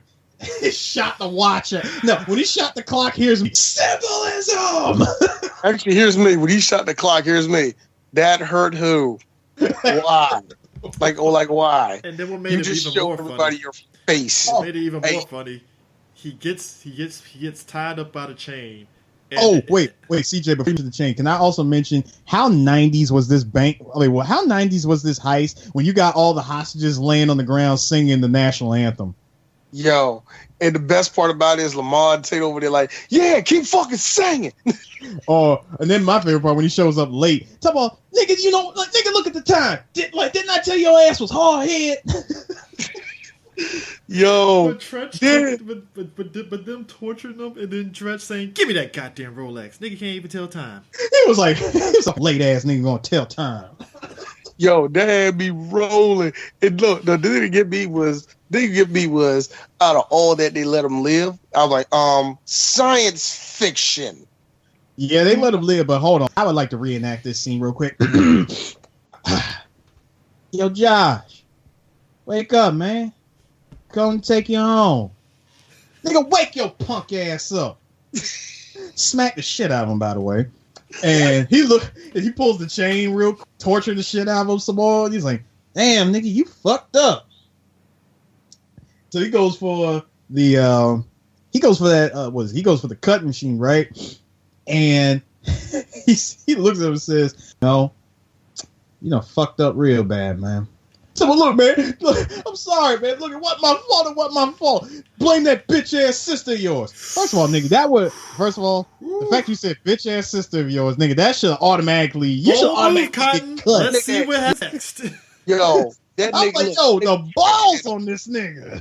I know that nigga had a fucking Milwaukee Sawzall in his hand, and you got the goddamn nerve to say your bitch ass sister D. Now, Personally, would have cut your guts open.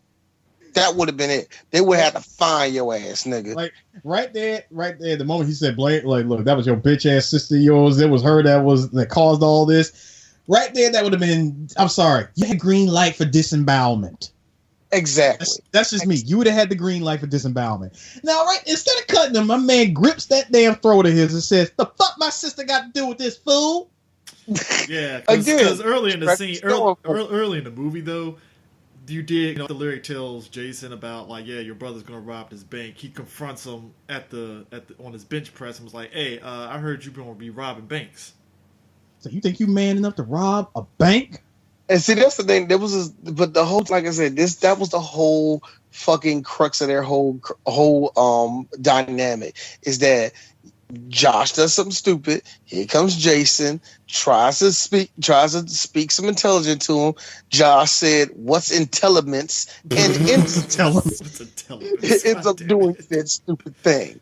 So that's the thing that killed me about the whole movie between those two, man. I'm like, yo, actually, it wasn't even just that he doesn't listen. It's the fact that every time he tries to tell him something, Josh would always be like, "Oh, nigga, you think you better than me, huh?" Like, you think you doing better? No, hold on, because I'm going somewhere with this. Like, you think you better than me? You think you doing all this shit? You think you so much better than me? Trying to tell me what to do like you my daddy or something. Oh, damn, that's right. I ain't even got no daddy.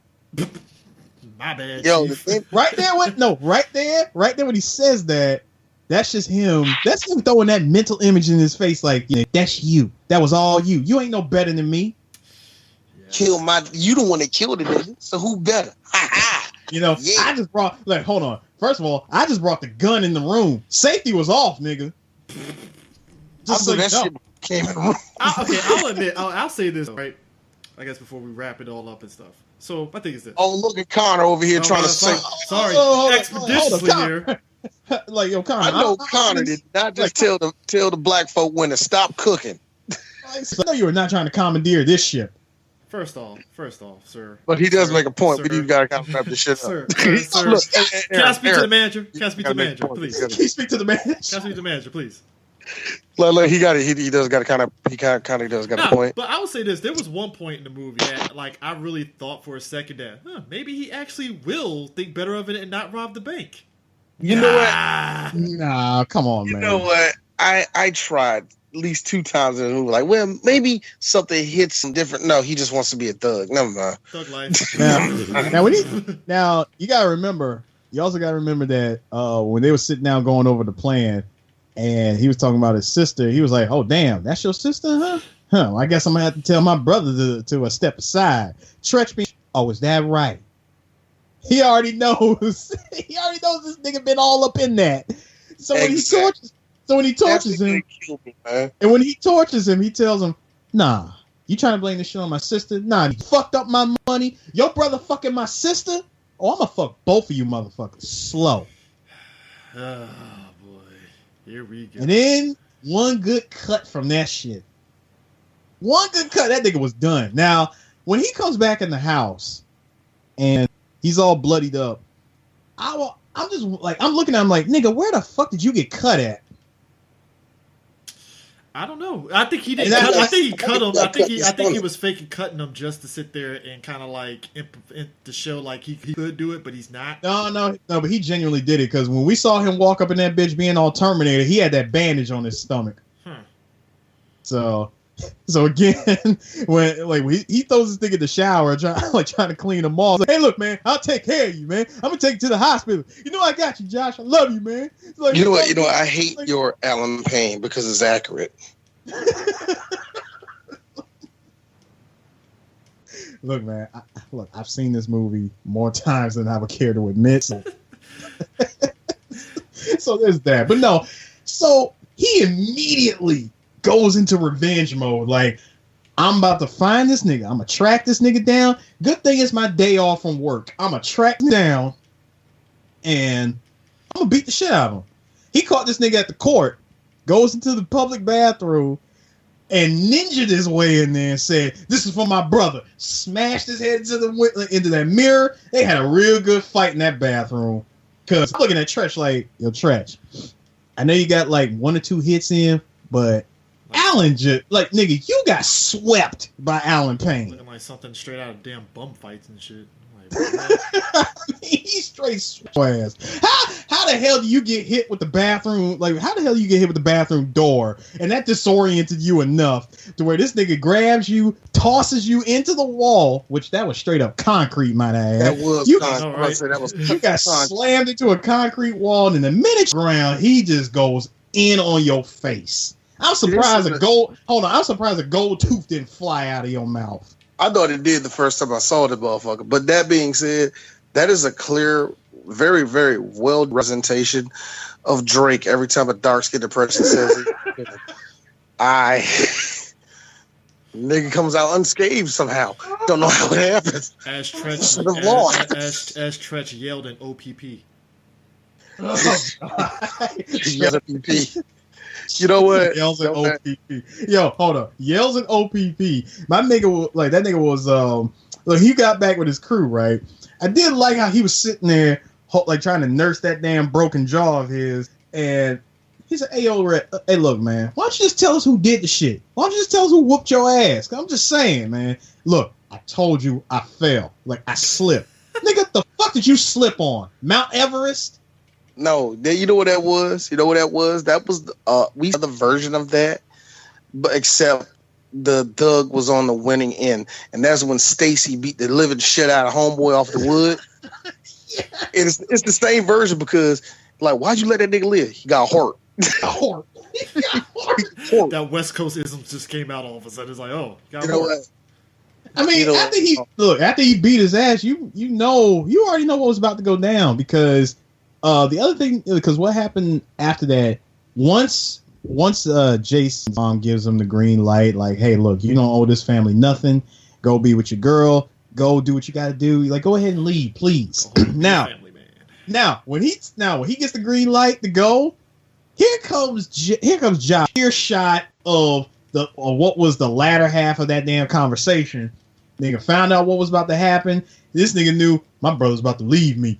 Nah, I'm gonna go ahead and take care of this because Tretch might go after this nigga and kill him. Also, liquor. Yeah, liquor too, because he did get liquored up real good. My man comes in freaking dual pistols, akimbo style, and just pops. Again, the shootout, it was just 2 niggas. He just shot 2 niggas. Pop. And left one hostage talking about. Now, you know what did you like his half-baked scheme of waiting for Jason to show, talking about, I knew he was going to show up. You always come to pick up the pieces. You always do. I mean, to the movie's credit, that again, consistency, because that's what Jason always did. And he tells him, like, look, man. He said, hey, look, saw what I did to them 2 niggas down there? I did that shit, right? Yeah, Josh. You did. Look, man, just let it go. She ain't got nothing to do with it. She got nothing to do with this, man. Oh, but nigga, you gonna leave me? You trying to leave me? You gonna take, like, really, this bitch is worth it to you? I'm like, oh, shit. We got some heat. Look, nigga, somebody turned on a goddamn furnace in that room. Somebody's mad that their friend is going to leave them. So, how do you like after? I mean, things really got heated when Jay snuck up on him good enough to where, so do not make me do this shit again. He put that gun straight through his forehead, like, yo, I got this gun pointed at your forehead, and as big as your forehead is, I cannot miss. Yo, the thing that get me is that he has the gun directed at Lyric. Here's me. Move to the side. Duck. Lyric. Fucking duck. And I get she's scared because you don't know what this nigga gonna do. But baby, You can move to the side. Move 2 steps to your left. He shot her. He shot her dead in the fucking shoulder, man. And this nigga has he serviced it with the same amount of weight as I do when I play Call of Duty and I accidentally jump off a building and kill myself. Oh man was like, I'm sorry. Okay. I'm sorry, Jay. Like, look, now his harebrained. First of all, prior to him shooting her, his harebrained scheme was, nah, man, we gonna wait for her to come back. We gonna use her as bait. Bait for what? What the hell are you doing? Again, to the movie's credit, that's consistent with his stupidity. So there you go. Hey, Chris. I'm sorry, Connor. Consistency does make a good movie. Sometimes it does. You know what was consistent? Ghostbusters. It sucked from beginning to end. So, I was that being said, though, hey, but Leslie Jones was funny, so I can say that. Now, hold on. Can I also point out that, again, Jason trying to think on his feet, talking about something. Look, man, she got nothing to do. Look, you said think. That doesn't work. Oh, no, I'm sorry. You said Jason, not Josh. I said Jason, not Josh. Jason trying to think on his feet, like, look, man, she ain't got nothing to do with this. Me and you, we can take, we can take Alonzo together. He doesn't have a point. We all we got. Oh, now, hold on. He does make an opportune time to say that. He does make a point by saying we could take them together because, first of all, if Tresh could get dropped by a light-skinned nigga from Texas, Bokeem Wood by that's just adding an extra anchor on that weight. So you go right ahead. On top of that, he dark skinned, and we all know skinned people just by our skin color. We have 2+ damage already done to us. 2+ damage. God he has 2. Hold on, he gives you 2+ damage. Light skin ass Alan Payne gives you 5+ dexterity. No, 5+ defense. 5 defense. You gotta realize light-skinned niggas live for some stupid reason because God likes to be cruel to the skin colors. So, now all that goes down, and after Josh had killed himself, and when Josh kills himself, that was just the coming of everything. Coward's way out. That's what you do. No, see, it wasn't even just. I can't even look at it as more the coward's way because you really got to think. And he had a hard ass look that he had to give himself because my man always popped into Jason's shit and he kept fucking it up. Remember when they was at the carnival? Yeah. And we got that whiplash ass scene of them on the damn spinning chairs and shit. My man is already drunk off his ass, trying to be a quote unquote bitch. In which I love Alan Payne's. I love that Southern twang he tried to throw at him after he dropped his ass and said, "Tell a nigga like you a man, nigga, you can't even get paid." I was like, Texas accent, where that at? Where'd that go? Now I feel like I'm looking at G Money. I mean, you know what? I'll say this though. I actually thought, and I remember when seeing the movie the first time, I actually thought Jada got shot in the chest. You know, there are some things. There's some other things about that I got to throw out. So, first of all, the version I saw in the theaters, after Josh kills himself and Jay walks off with Lyric in his arms, in the theater, it showed the movie fade to black, right? And it showed them on the bus, like they actually did left and she was still alive. Some versions of that movie actually go straight credits when we see him walk off with her in his arms. Yeah. They don't even show that. Yeah, the TV version, and I think the ones that they show on I watched this on Amazon Prime, and movies they finally do show the actual one where it's like, oh shit, they actually do get on and dip out of town. Yeah. Yeah, because like you said, some versions they showed just darkness. and you know, it's funny how the bus was always like a running theme of the movie. It's always about leaving, about escaping. You know, we mentioned before we started recording how Jay was so inspired by the fact that he met the love of his life. My man went and got the hookup from his homeboy to drive a damn charter bus. Yeah. He took her on a date on a bus to a museum. Hey, I mean, he made it so hard for niggas back then because not only he have a charter bus, nigga took her to an abandoned bus station where they had a romantic dinner and all this shit. And then the nigga had the nerve to take that to the bayou and have a picnic. He made it hard instantly for a lot of niggas. Yeah, basically, it's like, hey. Hold on, he made it hard, but at the same time, he made it look so damn easy because nigga, was that a can of Spam I saw? Oh yeah, it's the simpleness of it all. I mean, it was real simple. That was a simple as romantic dinner, but damn if that shit wasn't.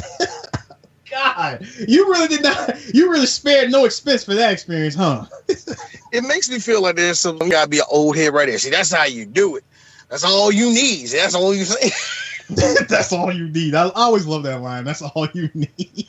But you know what? This movie, like I said, this movie has amazing, had a decent story to tell, has really interesting, not even just moments in the plot and all that, but it's, like I said, it's really good. The problem is, it's just a sit. It's a sit because the second it starts going into that whole circle of your brother wants you in trouble. Nah, I gotta be there for my brother. I like it just does that little circle jerk for about 60 minutes of the movie. And you're just waiting for it to come to a head. And the second the bank robbery starts, that's when, I won't even go so far as the bank robbery. I go as far as back what you said, DjTsu. After the sex scene, that's where everything starts kind of picking up. Yeah, it does. It definitely picks up around the second hour because you start to see things unfold. You start to see shit go down. And then by the end of the movie, it's like, well, they finally got what they wanted. Yeah. Also, not only just buses, but planes too. Because we get buses, we get planes, we get all this symbolism that's just thrown at us, throughout the movie. Get out the hood. Get out the hood. Get out the hood movie. Done. I'll tell you, and I'll tell you something.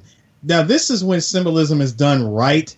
Granted, they did go a little extra with it by just throwing it out there because of all things. We could have just been seeing we could have seen Jay looking at a bus that had a damn skull coming out of it or some shit like like a movie that we did a little while ago. Yeah. Or like Hurricane Heist. They could you could have got when I saw the plane again, it was spraying the field. Here's me. You understand, guys? That means that there are new flowers blooming, and them leaving to go to Dallas is just that, a new beginning for them. God, that was some. It was. Well, you know what? I'm glad we did this. I'm glad we had a Valentine's Day special that was captured around a movie that was batshit crazy at times, but we had to talk about it. So, DjTsu, I leave you with one good question before we end this thing. On a scale of 1 to 10, how much are you like Eddie Griffin in this movie? Because I'm pretty sure that was your turn in this movie. So, you got a point. You got yeah, you definitely do got a point. I would say Eddie Griffin was probably, because even when I saw the movie in theaters, Eddie Griffin was like my favorite character, and he wasn't even in it that much. Really, he really wasn't. Even though he got higher billing than a couple of people, I think he got higher billing than Lisa, and of course Lamont Tate. But I think he was like 4th on the list, you know what I mean? Which is kind of amazing because, like you said, Trutch was in it more than him. Speaking of which, I always forget that Trutch's real name is Anthony Chris, and it kind of throws me off. Of course it's Anthony. Why wouldn't Anthony. Yeah, Anthony. See, every time I hear Anthony and it's a black dude, I hear that in my head. Anthony. So, but no, honestly, on a scale of 1 to 10, I definitely have to say that was... I mean, God, he was rocking that perm too. And that cane, dude, nigga, I'm giving that an 8. That was a straight up Kansas City nigga that just so happened to live down there in Texas. he's like the second shortest dude next to next to Lamar Tate, right? But he was he was the smoothest out of everybody. The smoothest the weed dealer in all of Galveston. Because you want to know my favorite was when he hit it, when he threw that joke at he was like, look, man, I done had plenty of pussy in my life. He's like, you smell this? No, he said, you want to smell your ex-girlfriend? Yeah. He said, you want to smell your old lady before you went in? I'm like, yo.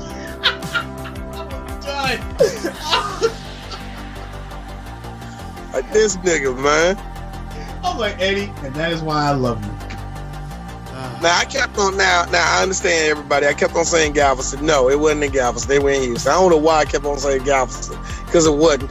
I got heard it, and I just kept on going for that. And I truly apologize. I truly apologize because I don't like fucking up Texas. I really don't. I don't mess with Texas. God damn it. But that being said, I think we're done. I like to thank Connor. Hey Connor, that plate you got, put some aluminum foil around it. I know that's a concept you don't understand, but trust me, you're gonna want that aluminum foil. Otherwise, everything on that plate oxidizes, and you don't even want to touch it. Want to touch now? That shit might leak, and that's just because Andale don't know how to not put all that damn juice in the fucking greens. You heard me, bitch. Anyway, but yeah, I'm glad you're a part of this. You were a part of this, Chris. Any last words to say about Jason's lyric? I nailed it all. Aw, Connor's mad that we're leaving. Sad face. No, really? I thought Chris was going to be a savage. Like, look, I'm going to be real. 10-year-old me jerked off to Jada Pinkett's titties. I said it. They didn't do it for me, to be quite honest. Yeah, I understand. Look, Jada in this movie. Dee, you're pretty open about your sexuality, your sexual history. Did you? No, actually. Not at all. Not at all. Because I always thought that really wasn't Jada Pinkett. It was just some alien that had her face and they like superimposed her body. Like, I just Jada Pinkett's naked. I never will believe that. I just don't. You don't want to believe that was her. You really believe that was like a stunt body that was put in? Because real talk, when they had that sex at the Bayou, she was stiff as a damn mannequin. That was her. Now, that sex scene that set it off, that wasn't her. I stand by that. But anyway, that's this BAM episode. Hope all of y'all are in love. Now, so you hear, me and Eris will obviously fuck this up because more than likely, I think it's about black porn. So that's a flow for you, nigga. Peace. Let's get it.